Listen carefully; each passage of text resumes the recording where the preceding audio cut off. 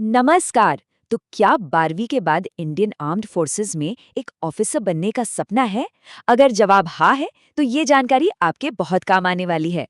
हम बात कर रहे हैं एनडीए और एनए एग्जाम्स की, जो इस शानदार करियर का पहला दरवाजा है। चलिए इसके बारे में सब कुछ जानते हैं। देखिए, ये सिर्फ एक सवाल नहीं है।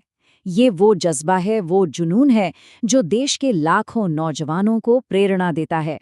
और अगर ये सपना आपकी आंखों में भी है, तो यकीन मानिए, आप इस सफर की शुरुआत के लिए बिल्कुल सही जगह पर हैं। यही वो रास्ता है जो सम्मान, अनुशासन और राष्ट्र सेवा की ओर ले जाता है। तो सबसे पहले ये समझते हैं कि आखिर ये एनडीए और एनए एग्जाम है क्या। देखिए, ये सिर्फ कोई टेस्ट नहीं है, बल्कि ये वो ऑफिशियल प्लेटफॉर्म है जो इंडियन आर्मी में एक ऑफिसर के तौर पर आपके भविष्य की नींव रखता है। तो ये काम कैसे करता है?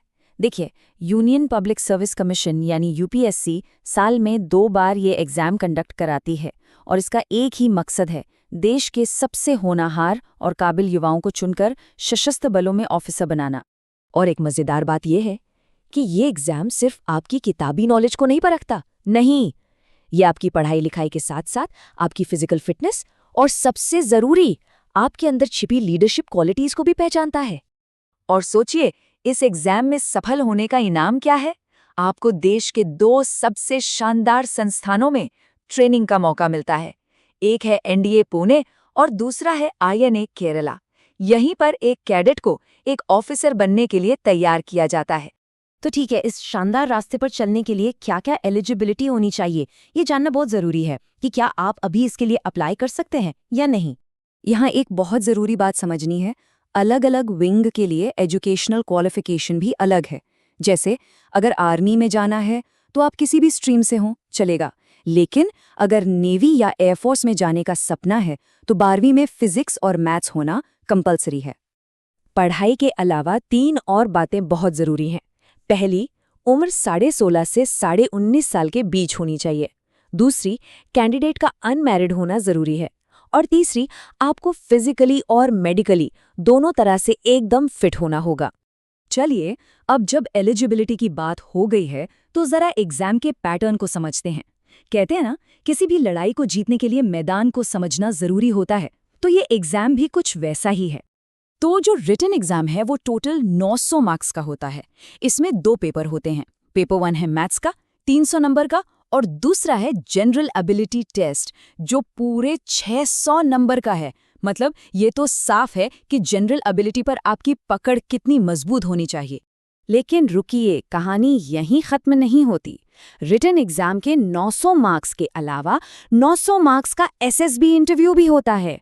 इसका मतलब ये हुआ कि सिलेक्शन प्रोसेस में रिटन एग्जाम और इंटरव्यू दोनों का वेटेज बिल्कुल बराबर है। आपकी काबिलियत कुल मिलाकर 1800 नंबरों पर परखी जाएगी।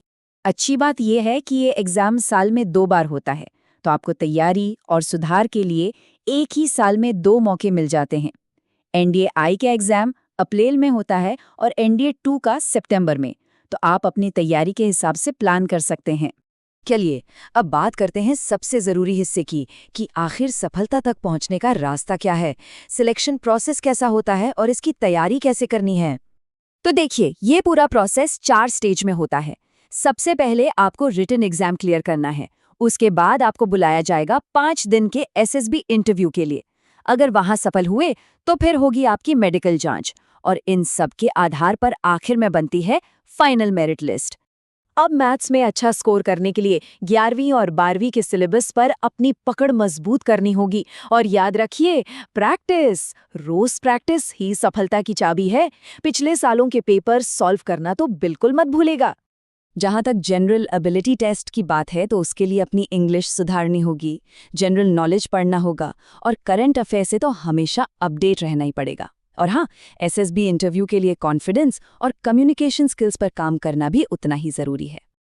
आखिर में ये समझना बहुत जरूरी है कि ये सिर्फ एक नौकरी नहीं है, ये एक ऐसा करियर है जो आपको सम्मान, गौरव और देश की सेवा करने का सीधा मौका देता है।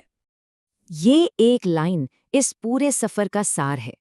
एनडीए और एनए की ये जर्नी आपको सिर्फ एक ऑफिसर नहीं, बल्कि एक बेहतर इंसान बनाती है। ये आपके अंदर लीडरशिप, डिसिप्लिन और देश के प्रति जिम्मेदारी की भावना को जगाती है।